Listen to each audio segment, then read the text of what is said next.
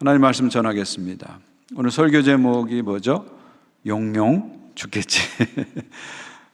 여러분 좀 특이하죠? 설교 제목이 용용 죽겠지. 어렸을 때 여러분 많이, 요즘은 이런 말 안 쓸 텐데 어렸을 때 많이 쓰셨죠? 용용 죽겠지. 누구 약 올릴 때 용용 죽겠지 그랬죠. 저는 그냥 말만 한 게 아니라 이게 행동까지 용용 죽겠지 이렇게 했던 기억이 납니다. 누군가를 약 올릴 때 쓰는 말입니다. 용용 죽겠지. 제가 왜 오늘 설교를 하면서 용용 죽겠지라는 제목을 붙였냐면요, 제가 12장 전체를 여러 번 읽고 연구하고 묵상하면서 결국 12장의 결론은 용용 죽겠지 이렇게 제가 찾았습니다. 용용 죽겠지. Dragon, dragon, you will die. Dragon, dragon, you will die. 이게 12장의 결론이라고 제가 내렸습니다. 용용, 용 너는 죽을 거야. 사탄 너는 죽을 거야. 넌 망할 거야. 넌 질 거야. 네가 아무리 교회를 핍박해도 예수님이 함께하기 때문에 결국 네가 질 거야. 네가 질 거야. 너는 죽을 거야. 교회는 승리할 거야. 이게 12장 전체 내용입니다. 한마디로 12장은 용용 죽겠지. Dragon, dragon, you will die. 여기 딱 결론이 내려지는 거예요. 지금부터 제가 한번 이 12장 전체가 왜 이런 결론이 내려지는지를 여러분하고 좀 나누려고 합니다. 자, 먼저 이 12장에 나오는 캐릭터들, 이 등장인물들을 좀 우리가 파악할 필요가 있어요. 여러분, 뭐 해리포터나 반지의 제왕 이런 좀 복잡한 판타지 영화를 보시려면 그 캐릭터를 좀 파악하셔야 돼요. 등장인물을 잘 파악하셔야 이게 잘 이해가 돼요. 이거 파악이 안 되면 무슨 얘기인지도 모르고 지루합니다. 먼저 이 캐릭터를 좀 파악해야 됩니다. 여기에 이제 여러 가지 캐릭터가 등장하는데요. 사진 하나 보여주시겠어요? 그림 보면 이런 식이에요. 여자, 용, 아들 등장하는데 어떻습니까? 모습이 꼭 무슨 요즘 젊은이들이 좋아하는 비디오 게임 캐릭터 같아요. 비디오 게임의 캐릭터 같습니다. 그렇습니다. 지금 이 12장은요 일종의 비디오 게임처럼 생각하셔도 괜찮아요. 지금 하나님께서 성도들과 교회가 지상에서 너무 고난과 박해를 받고 있으니까 이게 말로 해서 위로가 안 되는 거예요. 글로 해서 위로가 안 되니까 막 선명한 영상을 쏴가지고 확실하게 위로를 주고 확실하게 확신을 주는 겁니다. 그래서 이 전체 스토리를 여러분 들으시면 느꼈겠지만 마치 그냥 비디오 게임의 캐릭터가 나와서 막 싸우는 판타지 영화 같습니다. 아주 찬란하고 또 화려한 그런 내용들입니다. 한번 이 캐릭터를 먼저 한번 분석하시면 사실은 이 12장이 어렵지 않게 이해가 됩니다. 자, 첫 번째 등장하는 캐릭터는 여자인데요. 여자가 등장합니다. 11절을 보십시오. 하늘에 큰 이적이 보이니 해를 옷 입은 한 여자가 있는데 그 발 아래 달이 있고 그 머리에는 12관을 썼더라. 자, 해를 옷 입은 여자가 등장합니다. 해를 입은 여자. 무슨 영화 제목 같네요. 해를 품은 달, 뭐 그런 식으로 해를 입은 여자가 나오는데 이런 모습이 나옵니다. 해를 입었다는 건 뭡니까? 아주 찬란한 영광을 가진 존재라는 것을 보여주죠. 또 보니까 달을 발 아래 두고 있어요. 이건 뭡니까? 권세를 가졌다 그런 말입니다. 또 머리에는 뭘 썼죠? 왕관을 쓰고 있어요. 왕관을 쓰고 있어요. 그러니까 왕 노릇을 한다는 거죠. 이 여자는 어떤 존재냐면 찬란한 영광과 권세를 가지고 왕 노릇할 존재다. 우리 이렇게 파악이 되죠. 근데 1절에서 중요한 건 뭐냐면 이 여자가 쓴 관이 어떻게 돼 있죠? 12별로 돼 있다 그런 거죠. 12별로. 자, 이제부터 여러분 요한계시록 쭉 따라오시다 보니까 알 거예요. 12이 딱 나오면 뭐가 생각나죠? 아, 이거 하나님 백성의 숫자구나. 12지파, 12사도 하나님 백성의 숫자구나. 교회의 숫자구나. 딱 여러분 직감하시죠. 그렇습니다. 이 여자는 한 개인을 뜻하는 것이 아니라 언약 공동체를 뜻한다 하는 것을 우리는 알게 되는 거죠. 이 12배를 통해서 우리는 알게 되는 겁니다. 그 여자는 누구를 말하냐면 구약으로 하면은 12지파 이스라엘 공동체, 언약 공동체를 얘기하는 거고요. 신약으로 하면 12사도 새 이스라엘 공동체 교회를 얘기합니다. 그래서 여기서 여자는 교회다 이렇게 이해하시면 됩니다. 자, 한 캐릭터가 해결됐죠. 여자는 교회다. 자, 여기서 중요한 건 뭐냐면 이 교회를 어떤 모습으로 보여주고 있습니까? 해를 입은 여자로 보여주고 있다는 거예요. 그 계시록은 교회를 찬란하게 보여주고 있어요. 영광스럽게 보여주고 있어요. 여기 1절만 그런 게 아니라 지금까지 우리가 살펴본 바에 의하면 교회는 어떤 모습으로 나타납니까? 계시록에서 영광스러운 모습으로, 승리한 모습으로, 찬란한 모습으로 나타납니다. 그런데 여러분, 이 당시 사도 요한이 계시록을 쓸 당시에 교회의 상황은 어땠습니까? 찬란했습니까? 영광스럽습니까? 승리했습니까? 아니죠. 오히려 연약하고 초라하고 핍박을 당하는 그런 상황이었습니다. 그래서 카타콤에 들어가서 지하 무덤에 들어가서 숨죽이면서 초라하게 연약하게 지내는 것이 현재의 교회와 성도의 모습이라는 거죠. 그런데 계시록은요, 반대로 교회의 모습을 보여주는 거예요. 찬란하고 영광스럽게 보여주는 겁니다. 왜요? 예수 그리스도께서 십자가 부활을 통해서 이미 승리하셨기 때문에, 이미 영광받았기 때문에 비록 지상의 교회가 초라하고 연약하고 핍박받는 모습에 있을지라도 결국은 교회는 승리할 것이다, 영광받을 것이다, 이것을 알기 때문에 교회를 그렇게 보여주는 겁니다. 그러니까 우리가 교회를 볼 때요, 세상적인 눈으로만 자꾸 보시면 안 되고요, 하나님의 눈으로 볼 수 있어야 됩니다. 요즘 많은 성도들이 교회를 너무 사회학적 관점에서만 봐요. 그래서 세상이 교회를 비난하고 비하하니까 우리 크리스찬들도 교회를 비하하고 비난합니다. 물론 우리가 교회가 세상 속에서 비난받을 짓을 해서는 안 됩니다. 도덕적 기준을 높게 가져야 돼요. 세상에 대해서 도덕적 우위를 가져야 됩니다. 이건 분명한 거예요. 그러나 한 가지 우리가 분명히 알 것은 사회학 관점에서 교회만 봐서는 안 된다는 겁니다. 우리는 영적인 관점에서 교회를 봐야 됩니다. 영적인 관점에서 보는 교회는 영광스러운 교회고 승리한 교회입니다. 지금 지상에서 비난을 받고 조롱을 받고 멸시를 당하는 것처럼 보이지만 예수 그리스도의 몸된 교회는 영광스러운 교회예요. 승리한 교회예요. 항상 우리가 그런 자부심과 자긍심을 가지고 교회를 볼 수 있어야 됩니다. 여러분 자신도 마찬가지입니다. 일주일 동안 사시면서 얼마나 힘드셨어요. 때로는 비굴해지고, 때로는 넘어지고, 때로는 아프고, 때로는 상처받고, 때로는 실패했습니다. 그러나 여러분, 그것이 여러분의 본 모습이 아닙니다. 세상에 비친 그 모습이 여러분의 본 모습이 아니에요. 여러분은 예수 그리스도께서 십자가에 죽으시고 부활하신 예수 그리스도께서 사랑하시는 영광스러운 존재예요. 사랑받는 존재예요. 승리의 존재입니다. 자꾸 성도들이 세상의 거울에 비친 나를 보면서 나를 비하하고 나를 비관하지 말고요, 하나님의 거울에 비친 나를 보면서 자긍심을 갖고 자부심을 갖고 자존심을 갖고 항상 살아야 됩니다.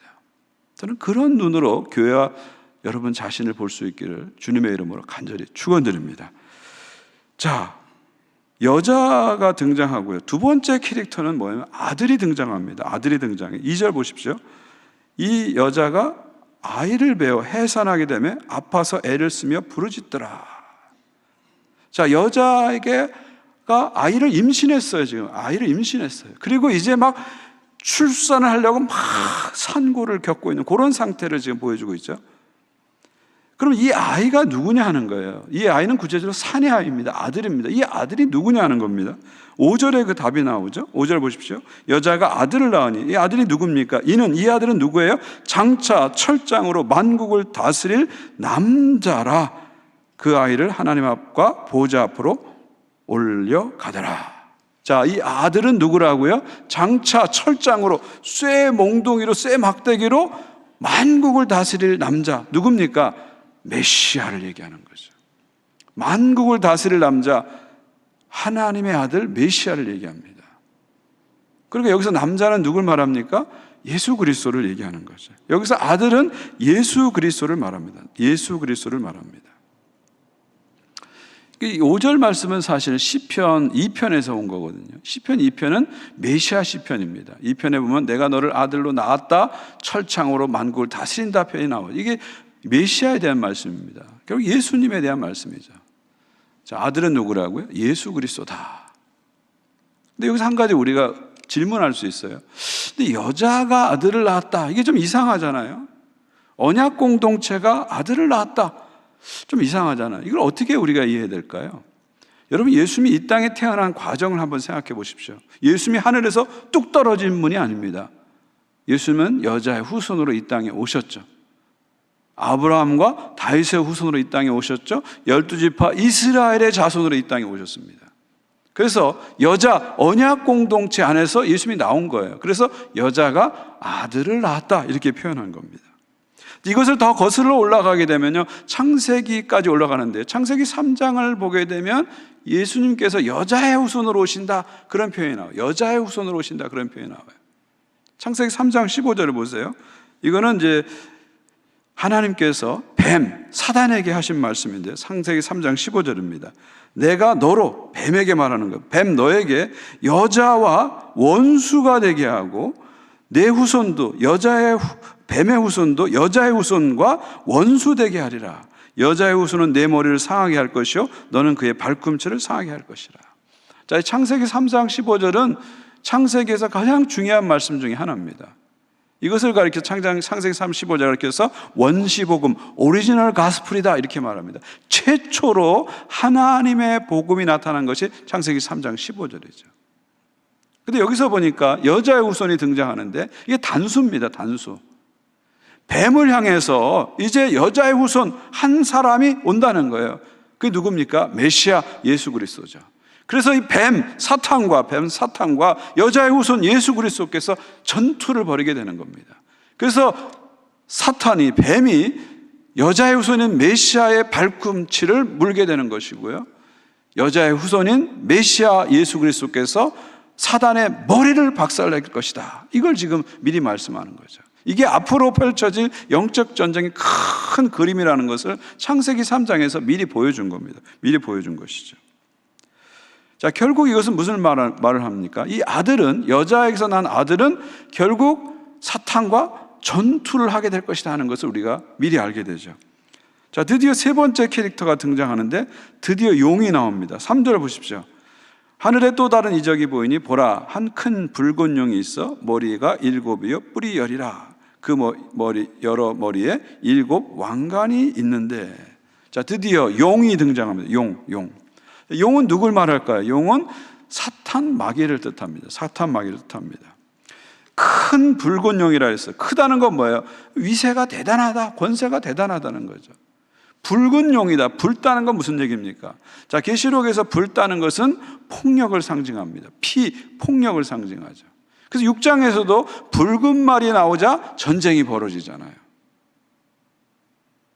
그러니까 붉은 용은 뭘 말하냐면 사탄을 상징하는데, 사탄이 큰 힘을 가지고 와서 사람을 파괴하고 죽이는 역할을 한다는 거죠. 사람을 살리고 구원하는 것이 아니라 사탄은 죽이고 파괴하는 역할을 할 것이다 하는 것을 큰 붉은 용을 통해서 보여주는 것이죠. 특별히 붉은 용 사탄은 머리가 7이요 7 왕관을 썼다 그랬습니다. 자, 계시록을 쭉 살펴보면서 7이라는 숫자가 나오면 우리는 뭘 생각하죠? 아, 완전수구나, 하나님의 숫자구나 하는 것을 깨달았잖아요. 사탄이 머리가 7이고 왕관이 7이다. 이것은 뭘 말합니까? 하나님 코스프레를 하는 겁니다. 나도 하나님이야, 나도 완전해, 코스프레를 하는 거죠. 실제로 마귀가 어떻게 탄생한지 여러분 아시잖아요. 하나님처럼 되고자 하는 천사가 타락해서 마귀가 됐잖아요. 그러니까 하나님처럼 보이고자 하고 하나님처럼 되고자 하는 것이 마귀의 아주 깊은 속성이에요. 그러다 보니까 7머리와 7 왕관을 쓰면서 마치 하나님인 양 나타나고 있다 하는 것을 볼 수 있죠. 여러분, 이단 사이비의 문제가 뭐예요? 스스로 그리스도다, 그리스도 하나님이다, 인간인 주제에 하나님이다, 그리스도다, 자꾸 그렇게 잘못된 메시지를 전하잖아요. 자, 뒤에 9절을 보게 되면요, 이제 구체적으로 용이 누군지가 아주 직접적으로 표현되어 있습니다. 9절 보십시오. 큰 용이 내쫓기니 옛뱀 곧 마귀라고도 하고 사탄이라고도 하며 온 천하를 꿰는 자라. 그가 땅으로 내쫓기니 그의 사자들도 그와 함께 내쫓기니라. 자, 용은 뭐라고요? 옛뱀, 마귀, 사탄이라고 그랬어요. 이거 같은 말인데 다르게 표현한 것뿐입니다. 자, 용은 누구라고요? 옛 뱀이라고 그랬어요. 이 옛 뱀은 어떤 뱀을 얘기하는 거예요? 창세기 3장에 나온 뱀을 얘기합니다. 하와 아담을 유혹한 뱀을 얘기하는 거죠.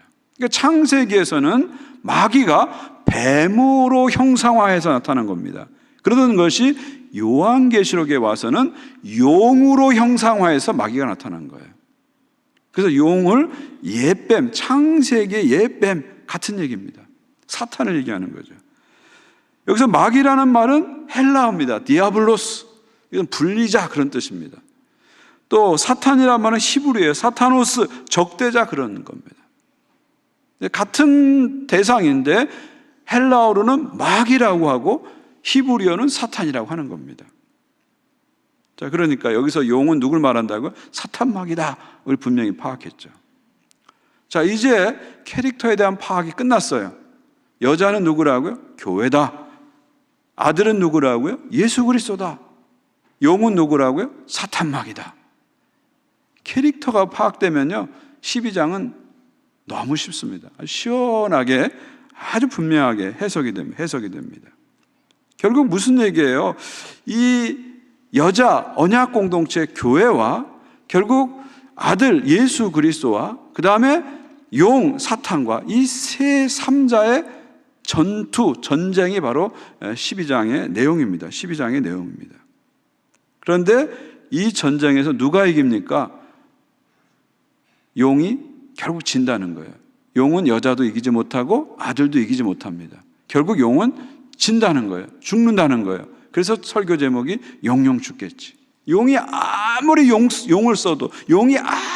써도 예수 그리스도를 이길 수 없고, 사탄이 아무리 용을 써도 예수 그리스도를 이길 수 없고, 용이 아무리 용을 써도 사탄이 아무리 발악을 해도 교회를 이길 수 없다. 그래서 용용 죽겠지.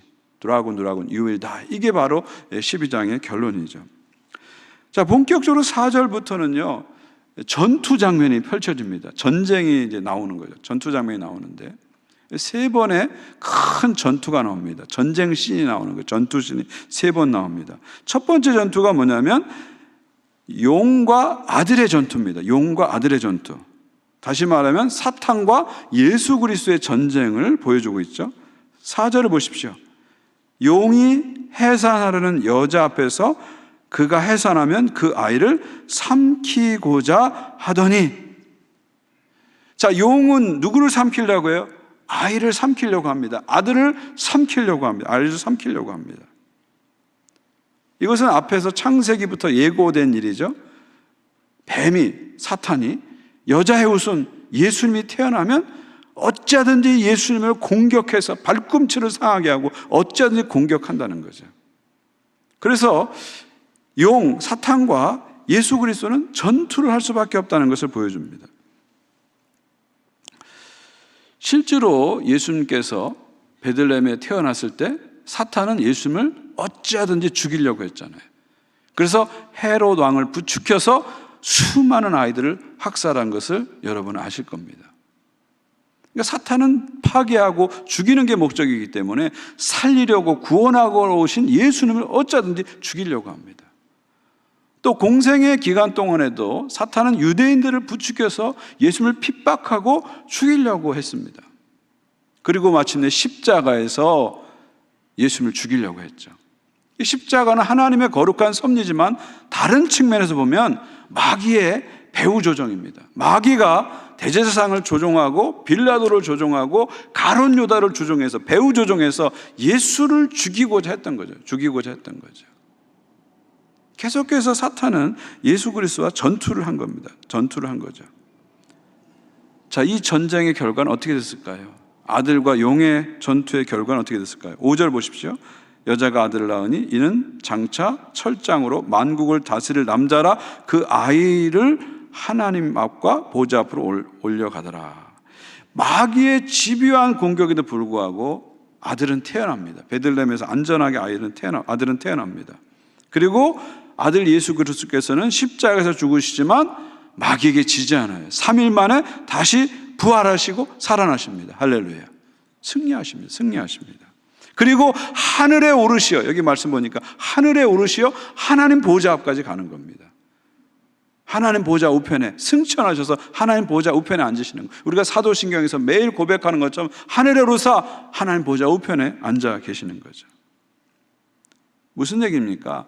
사탄이 아무리 발악을 하고 사탄이 아무리 공격을 해도 하나님이 창세전에 작정하신 구원의 섭리는 파괴될 수 없다는 거예요. 하나님의 구원에서는 반드시 이루어진다는 것입니다.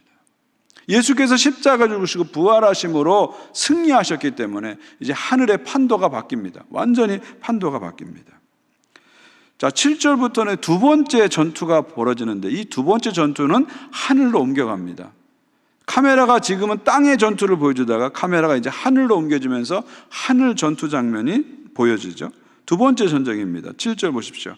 하늘에 전쟁이 있으니 미가엘과 그의 사자들이 용과 더불어 싸울세 용과 그의 사자들과 싸우나. 하늘에 큰 전쟁이 있습니다. 영적 전쟁이 있습니다. 이 전쟁은 어떻게 이루어지냐면 하나님께 순종하는 천사장 미가엘과 그 천사들, 하늘 군대와 하나님을 대적하고 하나님처럼 하다가 타락한 루시퍼와 그를 따르는 마귀의 군대의 싸움이죠. 하늘 군대와 마귀 군대가 하늘에서 큰 전쟁을 벌이게 됩니다. 자, 이 전쟁의 결과는 어떻게 납니까? 8절 보십시오. 이기지 못하여 다시 하늘에서 그들이 있는 곳을 얻지 못한지라. 누가 이기지 못해요? 마귀가 이기지 못합니다. 하늘 군대에 마귀 군대가 지게 되는 거죠. 그래서 이 마귀의 군대는 하늘에서 쫓겨나는 거예요. 하늘에 있을 자리가 없는 거예요. 하늘에서 쫓겨나는 겁니다. 하늘에서는 하늘의 군대가 완전 승리하고 하늘 전체를 하나님이 장악하고 통치하게 되는 겁니다. 그러니까 마귀가 있을 자리가 없는 거예요. 그러니까 어디로 옵니까? 마귀는 땅으로 내려오게 되는 거죠. 그래서 결국 어떻게 됩니까? 9절 보십시오. 큰 용이 내쫓기니 사탄이 내쫓기니 옛뱀 곧 마귀다 사탄이다 온 천을 꿰는 자라 그가 땅으로 내쫓기니 그의 사자들도 그와 함께 내쫓기니라. 이제 사탄과 그 졸개들이 땅으로 내쫓김을 당하는 거예요. 땅으로 내쫓김을 당하는 겁니다. 그래서 하늘에서는 완전히 패배하게 되는 거죠. 자, 그러면 이 하늘 전쟁에서 어떻게 하늘 군대가 이기고 마귀의 군대는 지게 됐을까요? 그것은 바로 예수님의 십자가 부활 때문에 그렇게 된 것입니다. 예수께서 십자가에 죽으시고 부활하심으로 하늘에 오르셔 하나님 보좌 우편에 앉으심으로 하나님의 통치를 이루심으로 마귀는 더 이상 거기서 있을 수가 없는, 그래서 땅으로 쫓겨오게 되는 거죠. 결정적인 패배를 하는 겁니다. 그러니까 십자가 부활 사건을 통해서 마귀는 결정적인 패배를 한 거예요. 머리가 박살이 나는데 겨우겨우 지금 살아가고 있는데 최후의 발악을 하고 있다, 그런 얘기죠. 그 다음 10절을 보면 이것을 분명하게 보여주죠. 10절 보십시오. 내가 또 들으니 하늘에서 큰 음성이 이르되 이제 우리 하나님의 구원과 능력과 나라와 또 그의 그리스도의 권세가 나타났으니 우리 형제들이 참수하던 자 곧 우리 하나님 앞에서 밤낮 참수하던 자가 쫓겨나고. 자, 마귀가 하늘에서 쫓겨났는데 어떻게 쫓겨났다고요? 그리스도의 권세로 인해서 쫓겨났다는 거죠. 예수께서 십자가에 죽으시고 권세를 잡으러, 하늘 권세를 잡으심으로 마귀가 땅으로 쫓겨났다는 거죠. 자, 이 땅으로 쫓겨난 마귀가 이제 지상에서 최후의 전투를 하는 겁니다. 주님 오실 때까지 최후의 전투를 하는 겁니다. 이게 세 번째 전쟁입니다. 이제 하늘에서 카메라가 땅으로 내려오죠. 지상 전투신이 보여주죠. 12절을 보십시오. 그러므로 하늘과 그 가운데 거하는 자는 즐거워하라. 그러나 땅과 바다는 화 있을지어 이는 마귀가 자기 때가 얼마 남은 줄 알므로 크게 분내어 너희에게 내려갔음이라 하더라. 마귀가 쫓겨나죠. 하늘에서는 즐거워합니다. 근데 땅에서는 화가 있어요. 마귀가 땅으로 내려왔기 때문에. 그리고 이 마귀는 자기 때가 얼마 남은 줄 알기 때문에. 예수님이 이 땅에 오시면 마귀는 완전히 멸해져서 하나님의 완전한 통치가 실현되거든요. 지금 하늘에서는 이미 하나님 통치가 실현됐어요. 하나님 나라가 완성됐어요. 근데 땅에서는 하나님 통치가 지금 아직 완성되지 않았어요. 왜요? 마귀가 내려와서 마귀가 활동하기 때문에. 예수께서 이 땅에 오시면 마귀가 완전히 멸함으로 땅에서도 완전한 하나님의 통치가 이루어지는 거예요. 그게 바로 하나님 나라 완성입니다. 근데 마귀는 그걸 안 겁니다. 나는 결국 졌어. 예수님한테 졌어. 그리고 마지막에 죽을 거야. 멸망당할 거야. 아는 거예요. 그러니까 그 자기 때가 얼마 남을 줄 알기 때문에 더 최후의 발악을 하는, 화를 내면서 더 최후의 발악을 하고 있는 겁니다. 그 최후의 발악이 어디를 향하냐? 바로 여자에게 향하는 거죠. 교회에게 향하는 것입니다. 13절 보십시오. 용이 자기 땅으로 내쫓긴 것을 보고 남자를 낳은 여자를 박해하니라. 누구를 박해한다고요? 여자를 박해한다. 아들에게 패한 다음에는 이제 아들을 낳은 여자를 박해한다. 교회를 박해한다. 그러니까 사단의 이제 최후의 목표는 뭐예요? 교회를 무너뜨리는 겁니다. 교회를 무너뜨리는 것. 이 땅에 있는 지상의 교회를 무너뜨리는 것, 이것이 바로 사탄의 최후 공격 목표죠. 그래서 여러분이 지난 2000년의 교회 역사를 보시면 시대를 초월해서, 지역을 초월해서 사탄의 공격이 계속 있었습니다. 사탄의 박해가 계속 있었어요. 계속 있었어요. 어떤 경우에는 로마 제국 같은 세상 권력이 교회를 핍박했잖아요.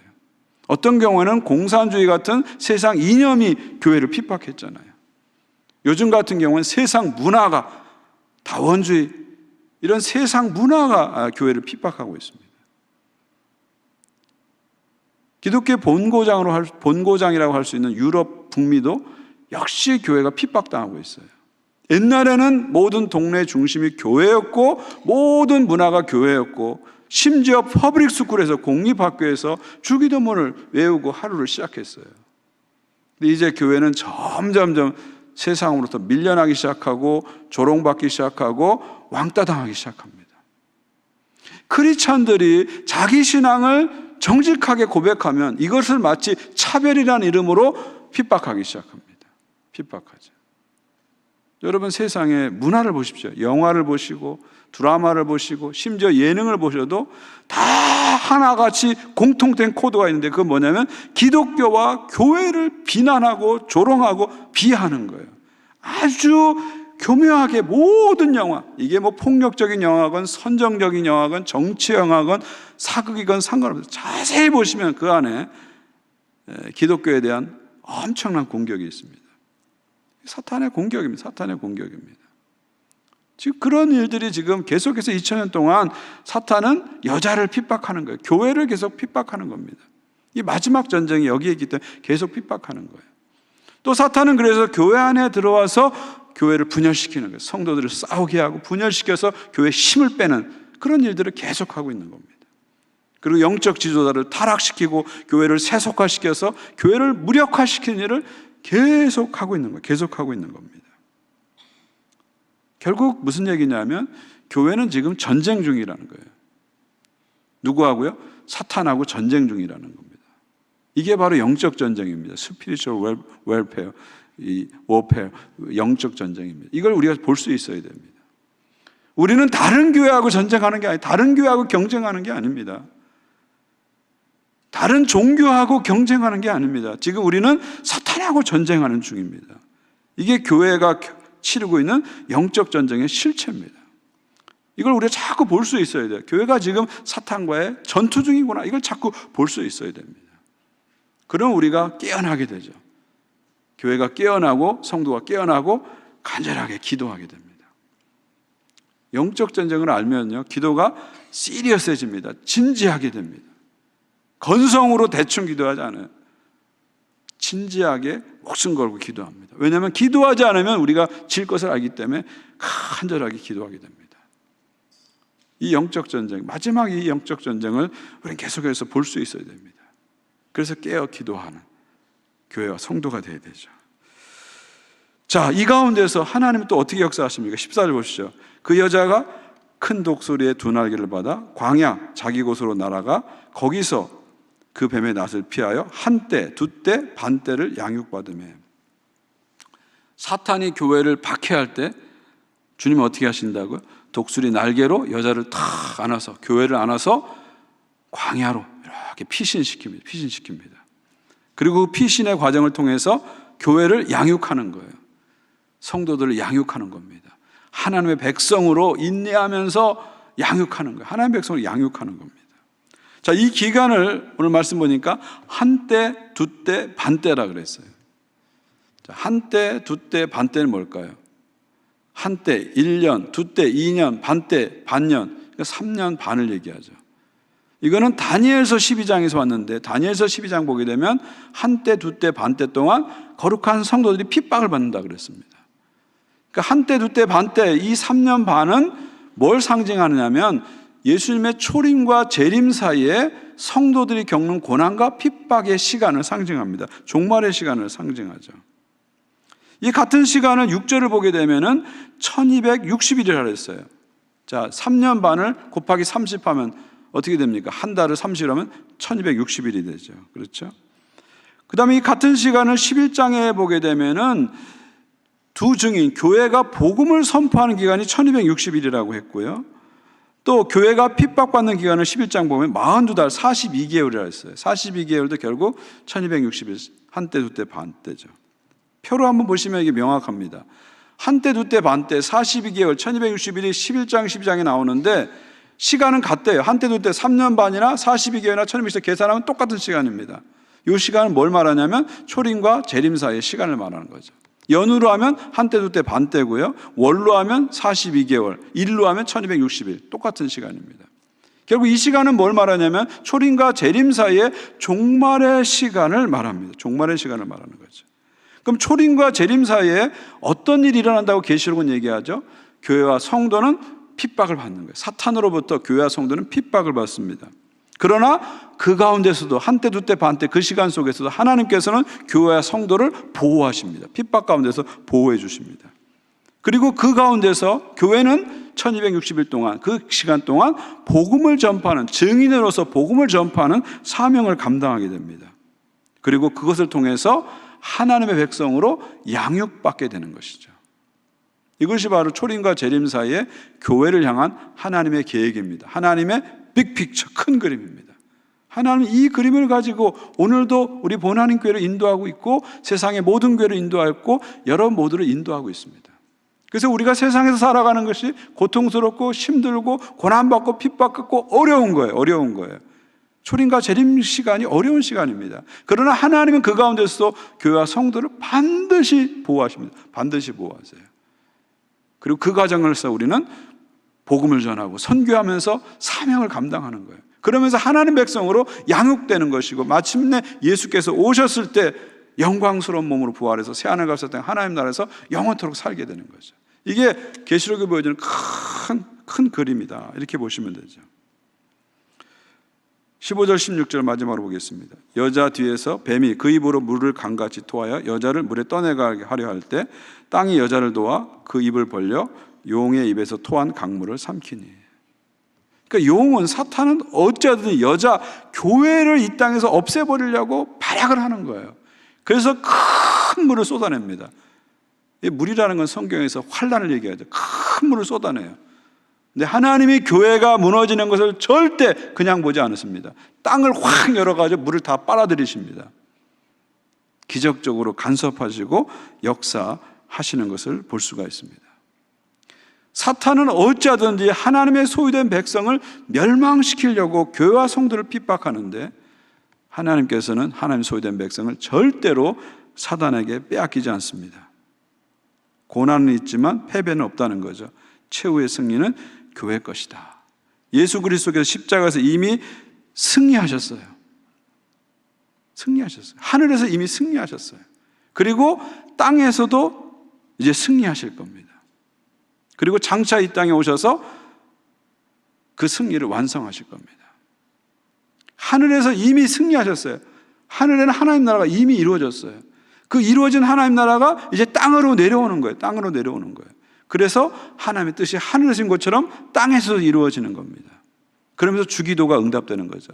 나라가 땅에 임하옵시며 뜻이 하늘에서 인 것처럼 땅에서도 이루어지라. 이 주기도문이 완성됨으로, 응답됨으로 역사가 완성되는 겁니다. 이게 하늘과 땅을 오가면서 보여주는 역사의 큰 그림이에요. 마지막 그림입니다. 계시록은 그것을 우리에게 지금 보여주고 있는 것입니다. 말씀 맺습니다. 용용 죽겠지 잊지 마십시오. 한 주간 사시면서 용용 죽겠지 잊지 마세요. 드라군 you will die 잊지 마세요. 여러분 핍박을 당해도 고난을 당해도 어려움을 당해도 용용 죽겠지 잊지 마십시오. 사탄이 아무리 여러분을 핍박해도 너는 죽을 거야 담대하게 대적하십시오. 사탄이 아무리 유혹해도 너는 죽을 거야 하면서 담대하게 대적하십시오. 사탄에게 놀림받고 사탄에게 우습게 여기는 그런 존재가 아니라 오히려 사탄을 놀리면서 용용 너는 죽을 거야, 사탄 너는 죽을 거야, 예수님이 승리하셨기 때문에 너는 죽을 거야, 담대하게 선포하십시오. 이것이 바로 성도의 자부심입니다. 자부심입니다. 사랑하는 성도 여러분, 우린 지금 영적 전쟁 중입니다. 항상 잊지 마시오. 우린 영적 전쟁 중이구나. 여자와 용의 전쟁은 결국 우리의 전쟁이에요. 우리 지금 전투 중에 있다는 것을 항상 잊지 마십시오. 이 전투에서 우리는 우리의 힘만으로는 절대 이길 수가 없어요. 예수 그리스도를 의지할 때 이길 수 있습니다. 예수의 보혈로, 예수의 부활로만 우리는 이길 수 있습니다. 날마다 예수님의 승리를 바라보면서 한 주간도 영영 죽겠지 하면서 사탄을 대적하면서 승리하시는 그런 한 주간 되시기를 주님의 이름으로 축원드립니다. 하나님 아버지 감사합니다. 오늘도 말씀을 통해서 주님이 승리하셨기 때문에 주님의 교회가 승리하고 주님의 성도들이 승리한다는 것을 선명한 영상을 통해서 우리에게 보여주신 것을 감사합니다. 이 그림을 가슴에 새기면서 어깨를 펴고 당당하게 한 주간도 승리하는 성도들 되게 하여 주시옵소서. 예수님의 이름으로 기도하옵나이다. 아멘.